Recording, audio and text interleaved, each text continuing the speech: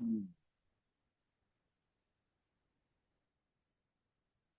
இப்ப நல்லா கேக்குதா? ஓகேண்ணா. ஓகே. சோ இன்றைக்கான கேள்வி என்ன அப்படின்னு பார்க்கும்போது, மீனானது தூண்டில் முள்ளில் சிக்காமலேயே அந்த தூண்டில் முள்ளில் இருக்கும் புழுவை சாப்பிட முடியுமா? அப்படி சாப்பிட முடியும் இருந்தால், அதை சாப்பிட்டு விட்டு திருப்தியாக, ஆனந்தமாக இருக்க முடியுமா? அப்படின்னு ஒரு கேள்வி கேட்டிருந்தாங்க. சோ அந்த கேள்வி வந்து எப்படி பிரிச்சு பார்க்கணும் அப்படிங்கிறது தான் மெயின். சோ கண்ணன் சொன்னது விருப்பு, வெறுப்பு இல்லாமல். ஐயையோ! புழுவ கண்டு நான் பயந்து ஓடிருவேன் அப்படின்னா, அது வந்து வெறுப்பு. ஐயையோ! நான் சாப்பிடுவேன் அப்படின்னா வெறுப்பு. அப்ப 2ம் இல்லாமல் இருக்கணும்னா எப்படி? அப்படிங்கிறத தான் நம்ம இங்க புரிஞ்சுக்கிறணும். எக்ஸாம்பிள் தூண்டில் முள்ளில் இருக்கும் புழு அப்படின்னா, ஞானதேவர் இந்த எக்ஸாம்பிள சொல்றாரு. அவர் எந்த கண்ணோட்டத்துல சொல்றாரு அப்படின்னா என்னன்னா, அந்த தூண்டில் முள்ளில் இருக்கும் புழு அப்படின்னா, இங்கே தூண்டில் முள் என்பது நான் எதையாக வைத்துக்கொண்டு பேசுகிறேன் என்கின்ற பொருள்.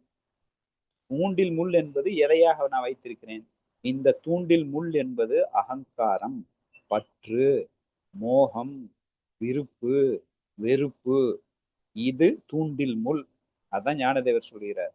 இந்த தூண்டில் முள்ளில் மீன், மாமிச உருண்டையை சாப்பிட்டு சுகமாக இருக்க முடியும் என்றால், இவ்வுலகத்தார் விஷயங்களிலே சுகமாக இருக்க முடியும். அப்படின்னா என்ன அர்த்தம்னா, அடிக்ஷன்ல, பற்றுல, விருப்பு வெறுப்புல, ஈகோல, அறியாமையில இதுதான் தூண்டில் முள். தூண்டில் முள் ஈக்குவல் டு என்ன அப்படின்னா அகங்காரம், விருப்பு வெறுப்பு, பற்று, அடிக்ஷன். இது இந்த இதை வச்சுக்கிட்டே நான் வந்து விஷயத்துல இன்பமா இருக்க முடியுமா? நான் அகங்காரத்தை கைவிடாமலேயே நான் விஷயத்தில் இன்பமாக இருக்க முடியுமா?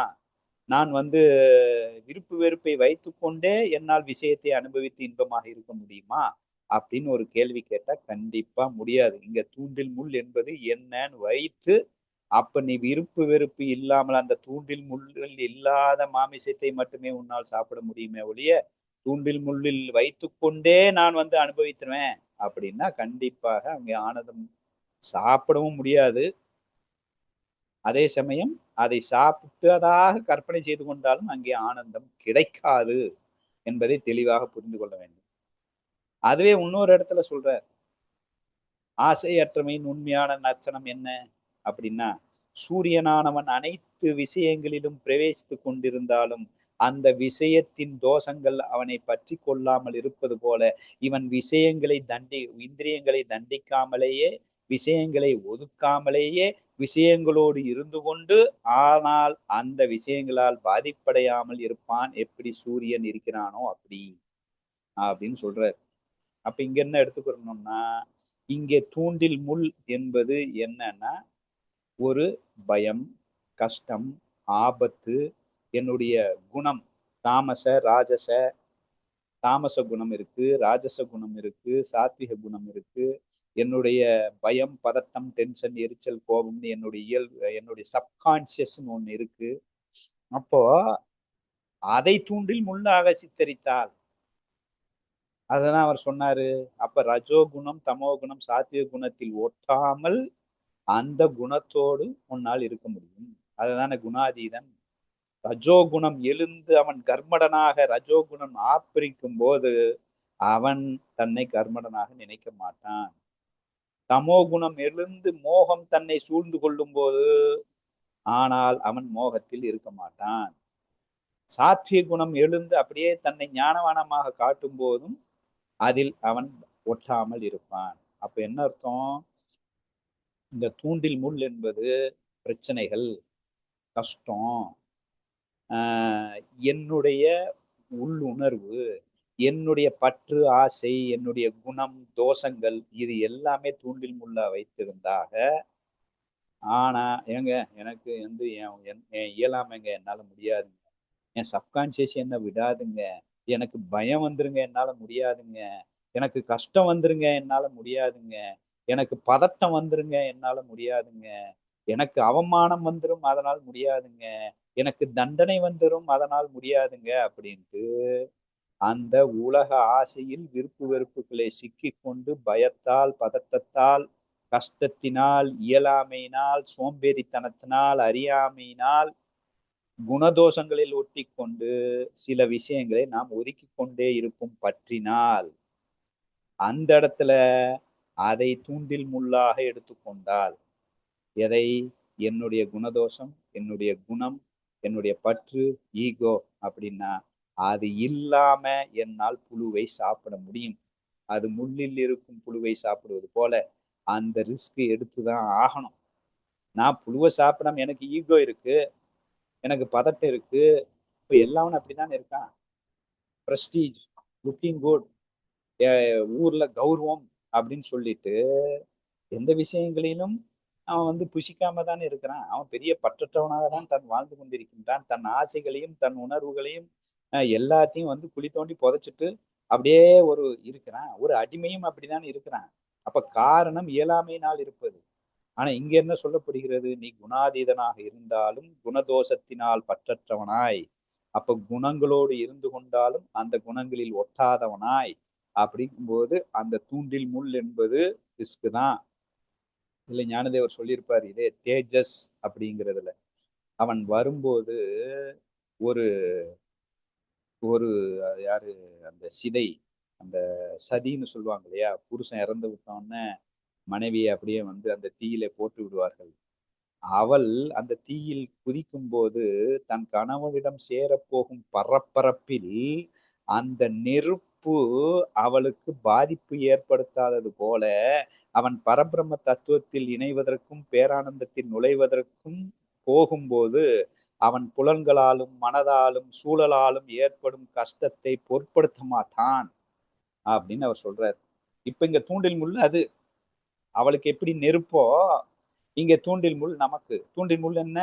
எனக்குள்ள இருக்கும் பற்று, ஆசை, அகங்காரம், ஈகோ அது என்ன பண்ணும்? வேண்டாம் உற்று, இயலாமை வேண்டாம் உற்று, நமக்கு எதுக்கு ரிஸ்க், நம்ம அப்படியே பம்பி ஏமாத்தி அடிமையாகி அப்படியே நல்ல பேர் எடுத்துட்டு போயிடலாம் அப்படின்னு தான் சொல்லும். அதை தான் தூண்டில் மில்லா வச்சுக்கிட்டோம் அப்படின்னா அங்க மீன் அந்த உருண்டையை சாப்பிடாமல் சென்றால் அது அடிமைத்தனம், இயலாமைத்தனம், அது ஏமாத்துறத்தனம், வேஷம் போடுறத்தனம். அப்போ அப்பதான் அந்த சாத்விக சுகம் அப்படின்னு என்ன சொல்றாரு? எதுக்கு ரிஸ்க்? நிம்மதியா ஒதுங்கிட்டு போயிடலாம். எதுக்கு ரிஸ்க்? ரிஸ்கே எடுக்க மாட்டான். சாத்வீக லாக்குன்னு எதை சொன்ன? சாத்வீக சுகம் என்பதை விட சாத்வீகமும் லாக்குன்னு எதை வச்சு சொன்னார்? அவன் சுகமாவே இருக்கணும். கஷ்டத்தை கண்டா பயம், கஷ்டம்னா ஓடிடணும், கஷ்டத்தை தாங்க முடியாது. ஆனா ஸ்திரப்பிரஞ்சல் என்ன சொன்னாரு? விதவிதமான துக்கங்கள் நேரிட்ட போதும் அதுவே தைரியத்தில் என்ன சொல்றாரு? நிந்தை, அவமானம், தண்டனை, காமங்கள், ஆசைகள், இன்னும் எக்ஸ்ட்ரா எக்ஸ்ட்ரா அனைத்தும் ஒன்று சேர்ந்து தாக்கினாலும், ஆனால் அவன் அதை கண்டுகொள்ளாமல், இதுதான் இங்க மீன். நிந்தை, அவமானம், தண்டனை, காமங்கள், ஆசைகள் தூண்டிலு. ஆனா அதுல இருக்கிற மாமிசம் என்பது ஆனந்தம், ஞானம். இத்தனை என்னிடம் இருந்தாலும் தைரியம் என்கிற ஞானத்தை வைத்துக் கொண்டு என்னால் அந்த மாமிச துண்டை புசிக்க வேண்டும். அதுதான் பேரானந்தம். மாமிச துண்டு என்பது பேரானந்தமாகவும், இந்த தூண்டில் முள் என்பது நம்மளுடைய சப்கான்சியஸ் இயலாமை, பற்று அப்படிங்கிறத நீங்க வைத்து கொண்டோம்னா அந்த மீன் அந்த மாமிச துண்டை எடுக்கணும். இதுக்கு பயந்துட்டானே ஓடிடுறேன். எதுக்கு ரிஸ்க்? அது லௌகீகமே பெட்ரு.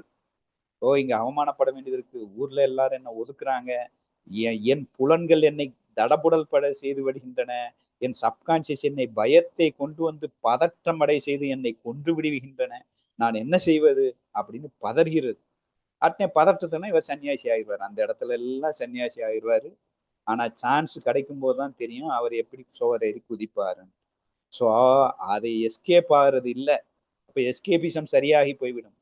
அப்ப தூண்டில் முன் அப்படிங்கிறத எதை பேஸ் பண்ணி நம்ம வச்சிருக்கோம் அப்படிங்கிறத பொறுத்துதான் நான் அந்த மாமிசை துண்டை சாப்பிட முடியுமா முடியாதா என்கின்ற ஒரு பதிலை சொல்ல முடியும் என்பதற்காக நான் 2 விதமா சொன்னேன். கன்க்ளூட் பண்றேன். தூண்டில் முள் என்பது அகங்காரம், பற்று அப்படின்னா அந்த பற்றுடனேயே நான் மாமிச துண்டு என்பது விஷயம். அந்த பற்றுடனேயே அந்த விஷயத்தை நான் புசிக்கணும் அப்படின்னு நினைச்சா கண்டிப்பா முடியாது.